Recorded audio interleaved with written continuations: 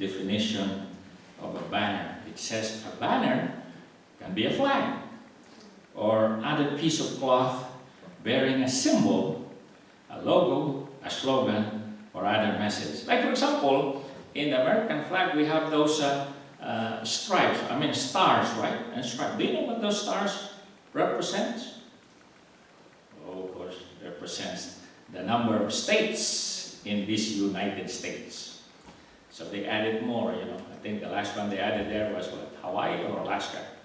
And then the stripes. What are those stripes? And that represents, of course, the first colonies during the Revolutionary War. And in the Philippines, those of you who came from the Philippines, who still have Filipino blood running in you,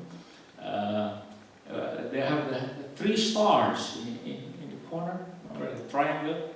In each corner there's a star. You know what those stars represent? Luzon, Visayas. Oh, Luzon, Visayas, Mindanao. It's not Ilocano, Kapampangan, Aitas, no. It's Luzon, Visayas, Mindanao.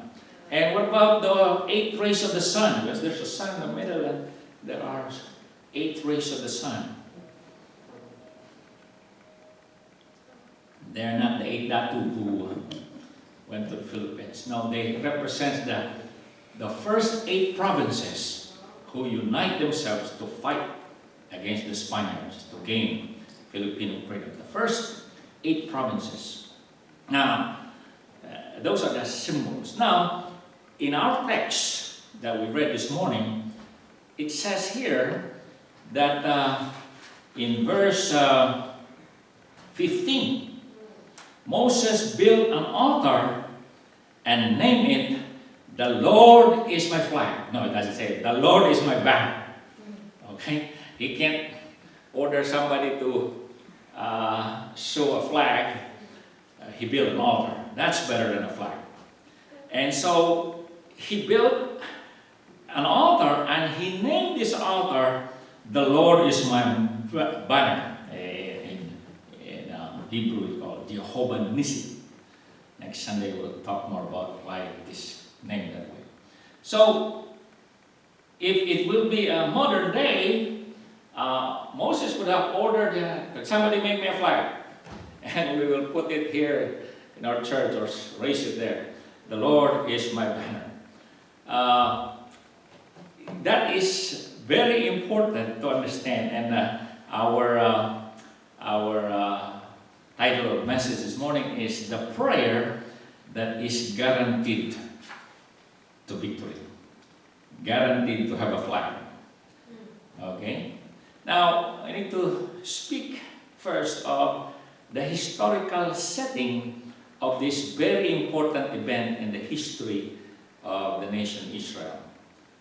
Where it happened, how it happened, all that. We need to know where it came from. And today, people who are tearing down monuments and all of this, tear down that General Jackson, General Lee, General this, tear down. And some people say, including Lieutenant Colonel Allen, former congressman of Florida, a black man, he said that people doing this, they do not know the history, are trying to erase the history of this country. Because those countries just didn't get there. They have something to tell what happened in the past. And so this event happened, and they're here in the Bible. They're here not because it so happens they're no. According to Romans, these things are written so that you and I may learn from the past. So that it'll guide us in a right way what to do. So if you erase these things in the past, you don't know what the wrong thing happened in the past or what the right thing happened in the past. You just obliterate everything. So that's why, again, it's a matter of debate. So let's look at how this thing happened in the history of Israel. Well, God's people in this story, they are on their way home to the promised land of God. It's the place God promised to be their home, because there in Egypt, that was not their home. They were strangers in that land. They were sojourners in that land. And they started out fine with Joseph, but later on they became slaves there when there was a change of atmosphere and new administration. That's what's happening in America. It used to be that these fake Jews are, they put parade and things like that. Now they're being hated and everything. Changed. So what happened with the Israelites? They used to be slaves in Egypt. Now God had pity on them, released them. Now they're free on their way to the promised land. That was the setting. And they are going to own this place called the promised land, not because they're so good. I don't know, stubborn, hard-headed like you and I. And they're going to inherit it not because they're good, not because they're entitled to it. No, they're going to inherit this because they are children of Abraham. That's what it is. Because of their forefather. God promised Abraham, their ancestor, God promised Abraham a land, or a city, a home for his descendants. And these group of people are the descendants of Abraham. So they are entitled to receive this land, not because they're good or they have something to a piece of paper, hey, I'm going to claim it. No. The only entitlement they have there is because they are children of Abraham. God promised this to Abraham because Abraham was a friend of God. One thing, would you like to be a friend of God? Yeah, one thing about Abraham did not say God is my friend. No, God says Abraham is my friend. You see, that's the most important. It's what God says about you that stands. It's not what you say about who you are that will stand. In the end, it's what God says. So God says, Abraham, you're my friend. And Abraham had faith in God. And he obeyed God. And now they are going to inherit. You know that if you have parents, it's not Father's Day yet, it's going to be next Sunday. You know that if you belong to a godly family, godly mother, godly father, you are bound to inherit a lot of blessings. That even if you are the sheep, a black sheep of the family, you still get the blessing. And these people, they are going to inherit a lot of blessings because Abraham was a friend of God. They call Abraham their father. Abraham has faith in God and obedient to God. And because of that, they are going to inherit the land. Okay? As God's promise. So they are now on their journey to the promised land. Would you like to journey with God? Are you journeying with God today? Because God has a promise to His people. Oh, not that piece of land where it's nice to visit, but I don't know if you want to live there. A lot of chaos going on there. But God has promised people in the Bible a place called heaven. Where there's no war, no plague, no virus, no protest, no burning. It's completely paradise, Jesus called it. I will take you with me to paradise. Nothing better than a place. But you can only join God in that journey if you have faith in Him. If you trust on Jesus, His only Savior.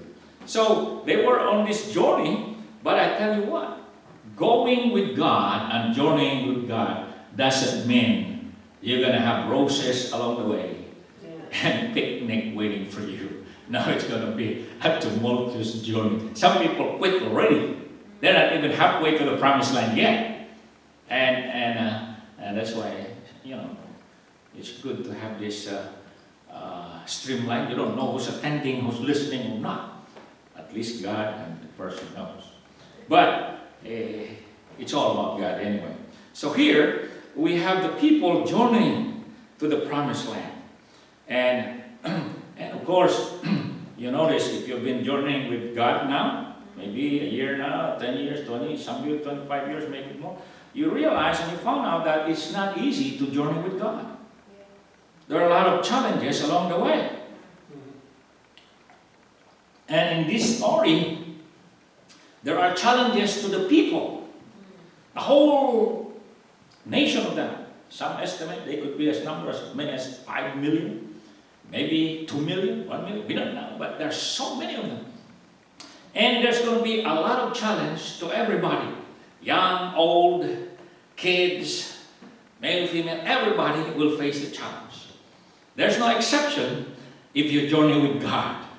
Oh, you say, oh, this little boy, he's such a cute one, I'm going to exempt him from the trouble. No, there's trouble for everybody. But, I tell you what, it's more trouble for the leaders. If you want to be in the journey with God, some people, they like to be right there behind.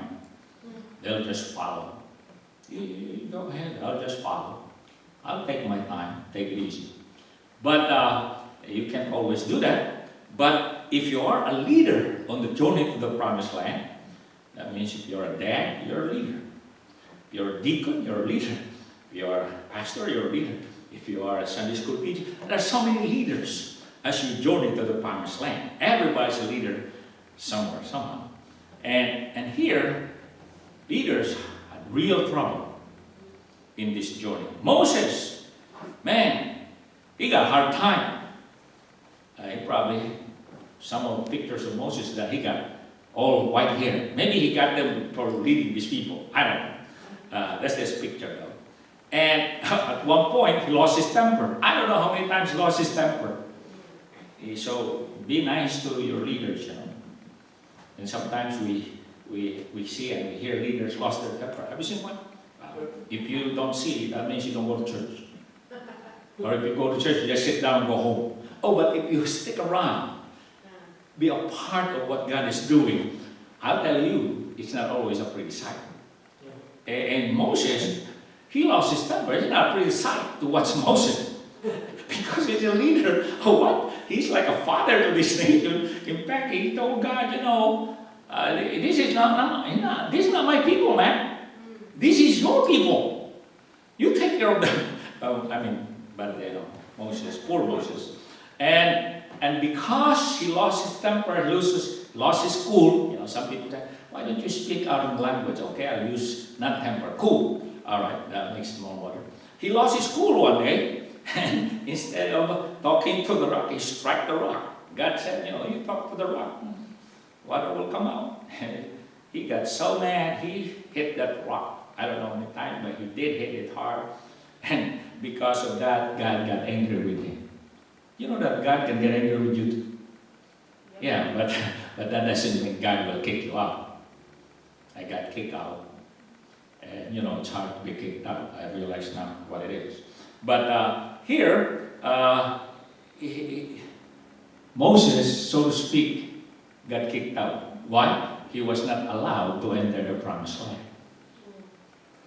God says, because you lost your cool, and you didn't listen to me to speak to the rock, you hit the rock, you ain't going to the promised land.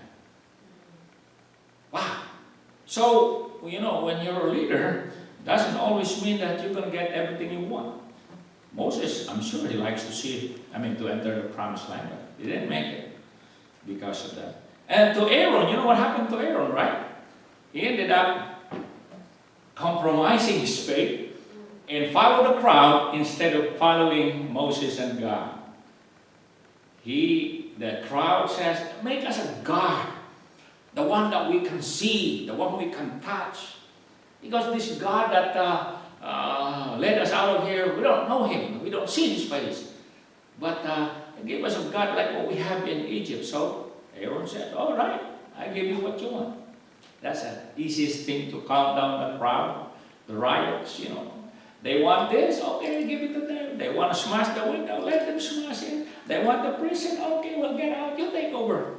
That's what Aaron says. He wants to appease the crowd. So he ended up making that what? That abomination. He built these people a cow. And they said, now this is now your God. Isn't that terrible? Good people, honest people, righteous people can make terrible mistakes. Especially for leaders. That's what Aaron, in this journey, Moses lost his cool, Aaron lost his testimony. Two great leaders in this crowd. So, we understand when leaders, made some terrible mistake. Moses and Aaron was no exception. They made terrible mistake. And of course, when Moses confronted Aaron, what did you do? And then, what's the easiest thing to do, right? Point it to somebody. Not me. Now I can't point anybody here because nobody's here.